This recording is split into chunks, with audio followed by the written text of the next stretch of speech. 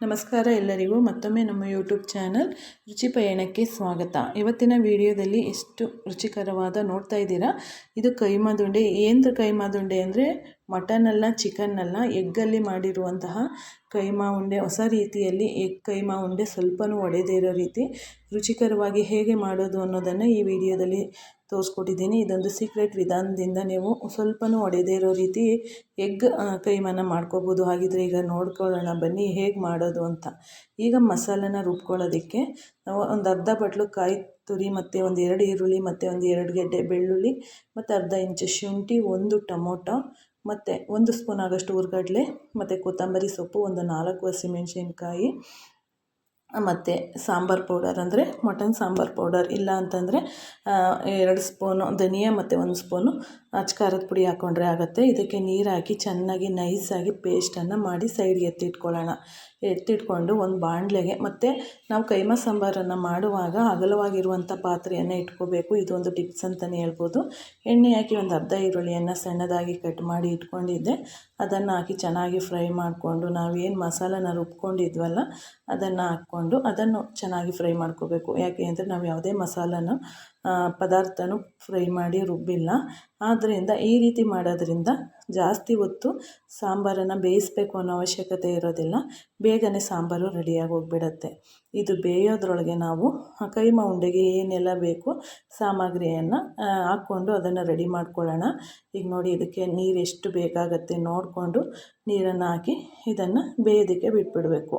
Mix ಮಾಡ್ಕೋಬೇಕು. ಚೆನ್ನಾಗಿ mix ಮಾಡಿ ಇದನ್ನು ಬೇಯೋದಕ್ಕೆ ಬಿಟ್ಬಿಡೋಣ. ಇದು ಚೆನ್ನಾಗಿ ಕುದಿಯೋವರೆಗೂ ನಾವು ಕೈಮಾ ಉಂಡೆಗೆ ಏನೆಲ್ಲ ಪ್ರೋಸೆಸ್ ಇದೆ ಅದನ್ನು ನೋಡೋಣ. ಹಾಗಾದರೆ ಈಗ ನೋಡಿ, ಇದನ್ನು ಚೆನ್ನಾಗಿ ಮಿಕ್ಸ್ ಮಾಡ್ಕೋಬೇಕು. ಮಸಾಲೆ ಮತ್ತು ನೀರು ಎಲ್ಲ ಚೆನ್ನಾಗಿ ಹೊಂದ್ಕೊಳ್ಳೋ ರೀತಿ ಇದನ್ನು ಮಿಕ್ಸ್ ಮಾಡಿಕೊಂಡ್ರೆ ಆಯಿತು. ನೋಡಿ, ಈ ಕನ್ಸಿಸ್ಟೆನ್ಸಿಗೆ ಬೇಕು. ಯಾಕೆಂದರೆ ಬೇಯ್ತಾ ಇನ್ನೂ ಗಟ್ಟಿ ಬಂದುಬಿಡುತ್ತೆ. ಹಾಗಾಗಿ ಇದನ್ನು ಬೇಯೋದಕ್ಕೆ ಬಿಟ್ಬಿಟ್ಟು ಈಗ ನೋಡಿ, 1 ಕಪ್ ಆಗೋಷ್ಟು ಹುರ್ಗಡ್ಲೆನ ತಗೊಂಡು ಒಂದು ಚಿಕ್ಕ ಜಾರ್ಗೆ ಹಾಕಿ ಅದನ್ನು ಪೌಡರ್ ಮಾಡಿಕೊಂಡು ಸೈಡ್ಗೆ ಎತ್ತಿಟ್ಕೊತೀನಿ.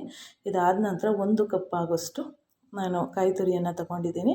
ಅದನ್ನು ಚೆನ್ನಾಗಿ ಗ್ರೈಂಡ್ ಮಾಡಿಕೊಂಡೆ. ಅದಕ್ಕೆ ಮಸಾಲೆ ಪದಾರ್ಥ ಆಗಿ ಒಂದು 5 ಹಸಿಮೆಣ್ಸಿನ್ಕಾಯಿ, ಅರ್ಧ ಇಂಚು ಶುಂಠಿ ಮತ್ತು ಕೊತ್ತಂಬರಿ ಸೊಪ್ಪು ನೋಡಿ, ಅದರ ಮಧ್ಯೆ ಇದನ್ನು ತಿರುಗಿಸ್ಕೊತಾ ಇರಬೇಕು. ಸಾಂಬಾರನ್ನು ಚೆನ್ನಾಗಿ ತಿರುಗಿಸ್ಕೊಳ್ಳೋಣ.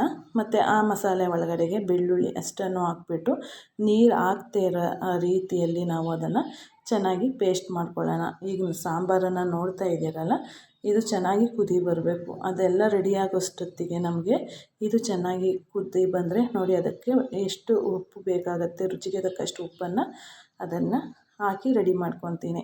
ಈಗ ನೋಡ್ಬೋದು ಬೆಳ್ಳುಳ್ಳಿ ಮತ್ತು ಅದಕ್ಕೆ ಬೇಕಾಗುವಷ್ಟು ರುಚಿಗೆ ತಕ್ಕಷ್ಟು ಉಪ್ಪು, ಕೈಮಾ ಉಂಡೆಗೆ ಎಷ್ಟು ಬೇಕಾಗುತ್ತೆ ನೋಡಿ, ಈ ಕನ್ಸಿಸ್ಟೆನ್ಸಿಯಲ್ಲಿ ರೆಡಿ ಮಾಡಿ ಇಟ್ಕೋಬೇಕು. ಈಗ ನಾನೀಗಾಗಲೇ ಒಂದು 3 ಮೊಟ್ಟೆಯನ್ನು ಬೇಯಿಸಿ ಇಟ್ಕೊಂಡಿದ್ದೀನಿ.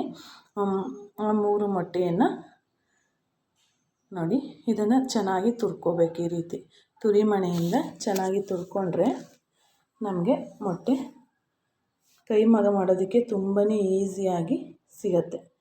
ನೋಡಿ, ಈ ರೀತಿ ಇದನ್ನು ಎಲ್ಲ ರೆಡಿ ಮಾಡಿ ಸೈಡ್ಗೆ ಎತ್ತಿಟ್ಕೊಳ್ಳೋಣ.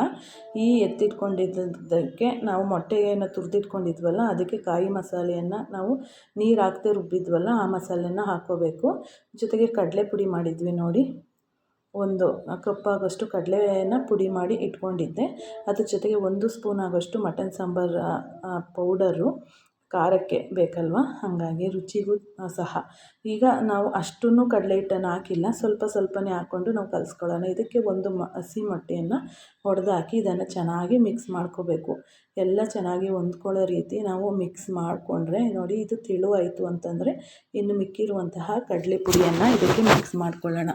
ಇಲ್ಲಾಂದರೆ ಇಷ್ಟೇ ಸಾಕಾಗುತ್ತೆ. ನೋಡಿ, ಇದು ತೆಳುವಾಯಿತು. ಹಾಗಾಗಿ ನಾನು ಮಿಕ್ಕಿರುವಂತಹ ಎಕ್ಸ್ಟ್ರಾ ಕಡಲೆ ಪುಡಿ ಏನು ಮಿಕ್ಕಿತ್ತಲ್ಲ, ಆ ಮಿಕ್ಕಿರುವಂತಹ ಕಡಲೆ ಪುಡಿಯನ್ನು ಹಾಕ್ಕೊಂಡು ಇದನ್ನು ನೀಟಾಗಿ ಕಲಿಸ್ಕೊತೀನಿ. ಈಗ ನೋಡ್ಬೋದು ನೋಡಿ, ಇನ್ನು ಮಿಕ್ಕಿರುವಂಥ ಕಡಲೆ ಪುಡಿಯನ್ನು ಹಾಕ್ಕೊಂಡು ನೀಟಾಗಿ ಮಿಕ್ಸ್ ಮಾಡ್ಕೋಬೇಕು. ಚೆನ್ನಾಗಿ ಮಿಕ್ಸ್ ಆಗಬೇಕು. ಅದೆಷ್ಟು ಚೆನ್ನಾಗಿ ಮಿಕ್ಸ್ ಆಗುತ್ತೋ ಅದೇನು ಮಾಡುತ್ತೆ, ನಾವು ಮೊಟ್ಟೆ ಮತ್ತು ಕಡಲೆಪುಡಿ ಹಾಕಿರುವಂಥದ್ದು ಅದು ಬಾಂಡಿಂಗ್ ಆಗಿ ಅದನ್ನು ಹೊಡಿದೇ ಇರೋ ರೀತಿ ಹಿಡಿದಿಟ್ಕೊಳ್ಳುತ್ತೆ. ಇದೊಂದು ಸೀಕ್ರೆಟ್ ವಿಧಾನ ಅಂತಲೇ ಹೇಳ್ಬೋದು. ಮೊಟ್ಟೆಯನ್ನು ಅದೇ ರೀತಿ ಒಡೆದು ಹಾಕೋದಕ್ಕೆ ಒಂದೇ ಸಾಕು. ತುರಿದಾಕಿದ್ರೆ ತಿನ್ನುವಾಗೆಲ್ಲ ಬಾಯಲ್ಲಿ ಮೊಟ್ಟೆ ಸಿಗೋದ್ರಿಂದ ಕೈಮಾ ತುಂಬಾ ಚೆನ್ನಾಗಿರುತ್ತೆ. ಇಲ್ಲಾಂದರೆ ಕಡಲೆ ಉಂಡೆ ರೀತಿ ಆಗೋಗಿಬಿಡುತ್ತೆ. ಹಾಗಾಗಿ ನೀವು ಈ ಟಿಪ್ಸನ್ನು ಯೂಸ್ ಮಾಡಿಕೊಂಡು ಬೇಯಿಸ್ಬಿಟ್ಟು ಹಾಕ್ಕೊಳ್ಳಿ. ಎಷ್ಟು ಚೆನ್ನಾಗಿ ರೆಡಿಯಾಗಿದೆ ಮೊಟ್ಟೆ ಉಂಡೆ ಅಂತ ನೋಡ್ಬೋದು. ಈಗ ಸಾರು ಕುದೀತಿದೆ, ಆಲ್ಮೋಸ್ಟ್ ಸಾಂಬಾರು ರೆಡಿನೇ ಆಗೋಗ್ಬಿಟ್ಟಿದೆ. ಈಗ ಅದನ್ನು ಚೆನ್ನಾಗಿ ಉಂಡೆನ ಬಿಗಿಯಾಗಿ ಕಟ್ಟಿ ನಾವು ಇದರೊಳಗೆ ಹಾಕಬೇಕಾಗತ್ತೆ, ಸಾಂಬಾರೊಳಗಡೆಗೆ. ಇದನ್ನು ಹಾಕಿದ ಮೇಲೆ ಸ್ವಲ್ಪ ಉರಿಯನ್ನು ಕಡಿಮೆ ಮಾಡಿ ಮುಚ್ಚಿಟ್ಬಿಡ್ಬೇಕು. ಒಂದು 5 ನಿಮಿಷ ಅದನ್ನು ಕುದಿಯೋದಕ್ಕೆ ಬಿಟ್ಬಿಟ್ರೆ ಅಲ್ಲಿಗೆ ನಾವು ಹಾಕಿರುವಂಥ ಉಂಡೆ ಎಲ್ಲ ಏನಿದೆಯಲ್ಲ ಅದೆಲ್ಲ ಮೇಲ್ಗಡೆ ಬಂದುಬಿಡುತ್ತೆ. ಆಗ ಉಂಡೆ ರೆಡಿಯಾಗಿದೆ ಅಂತ ಅರ್ಥ. ಬೆಂದ ಮೇಲೆ ಅದು ಮೇಲ್ಗಡೆ ಬರುತ್ತೆ, ತಳದಲ್ಲೇ ಏನೂ ಇರಲ್ಲ. ನೋಡಿ, ಈ ರೀತಿ ಮುಚ್ಚಿ ಅದನ್ನು ಬೇಯೋದಕ್ಕೆ ಬಿಟ್ಬಿಟ್ರೆ ಈಗ ನೋಡ್ತಾ ಇರ್ಬೋದು ಉಂಡೆ ಎಲ್ಲ ಮೇಲ್ಗಡೆ ಯಾವ ರೀತಿ ತೇಲ್ತಿದೆ ಅಂತ. ಈಗ ನೋಡ್ಬೋದು ನೀವು ಎಷ್ಟು ಗಟ್ಟಿಯಾಗಿ ಉಂಡೆ ಬಂದಿರುತ್ತೆ ಅಂದರೆ ಒಂದು ಉಂಡೆ ಸಹ ಒಡೆದಿರಲ್ಲ. ಅಷ್ಟು ಟೇಸ್ಟಿಯಾಗಿ, ಅಷ್ಟು ನೀಟಾಗಿ ಸ್ಟಿಫಾಗಿ ಇರುತ್ತೆ ಉಂಡೆ. ಯಾವುದೇ ಕಾರಣಕ್ಕೂ ಈ ವಿಧಾನದಲ್ಲಿ ನೀವು ಟ್ರೈ ಮಾಡಿದ್ರೆ ಉಂಡೆ ಸ್ವಲ್ಪನೂ ಒಡೆಯೋದಿಲ್ಲ. ಕೆಲವರು ಏನು ಮಾಡ್ತಾರೆ, ನೀಟಾಗಿ ಅದನ್ನು ರುಬ್ಬೋದೇ ಆಗ್ಬೋದು, ಮಸಾಲ ಹಾಕೋದೇ ಆಗ್ಬೋದು, ಮಾಡಿದಂತೆ ಏನಾಗುತ್ತೆ, ಸಾಂಬಾರು ಕುದಿಯೋದ್ರೊಳಗೆ ಹಾಕಿದ ತಕ್ಷಣ ಫುಲ್ ಎಲ್ಲ ಕಲಸೋಗ್ಬಿಡುತ್ತೆ ಉಂಡೆಗಳು. ನೋಡಿ, ಈಗ ನೀವೇ ನೋಡ್ತಿರ್ಬೋದು, ಒಂದೇ ಒಂದು ಉಂಡೆ ಸಹ ಅದರಲ್ಲಿ ಒಡೆದಿಲ್ಲ, ಒಂದು ಸ್ಕ್ರಾಚ್ ಕೂಡ ಆಗಿಲ್ಲ. ಅಷ್ಟು ಚೆನ್ನಾಗಿ ಉಂಡೆ ಬಂದಿತ್ತು ಮತ್ತು ಟೇಸ್ಟ್ ಆಗಬಹುದು, ನೋಡೋದಕ್ಕಾಗಬಹುದು, ತುಂಬಾ ಚೆನ್ನಾಗಿತ್ತು. ಹಾಗಿದ್ರೆ ನೀವು ಒಂದು ಸತಿ ಈ ರೀತಿ ಟ್ರೈ ಮಾಡ್ತೀರಲ್ಲ, ಟ್ರೈ ಮಾಡಿ ಕಮೆಂಟ್ ಬಾಕ್ಸಲ್ಲಿ ತಿಳಿಸಿ ಹೇಗಿದೆ. ಕೈಮಾ ಉಂಡೆ, ಮಟನ್ ಚಿಕನ್ ಕೈಮಾ ಉಂಡೆಯಷ್ಟೇ ರುಚಿಯಾಗಿ ಬರುವಂತಹ ಈ ಮೊಟ್ಟೆ ಕೈಮಾ ಉಂಡೆನ ಈ ವಿಧಾನದಲ್ಲಿ ಟ್ರೈ ಮಾಡಿ ಅಂತ ಹೇಳ್ತಾ ಮುಂದಿನ ಇನ್ನೊಂದು ವಿಡಿಯೋದಲ್ಲಿ ಭೇಟಿಯಾಗ್ತೀನಿ. ಧನ್ಯವಾದಗಳು. Thank you for watching.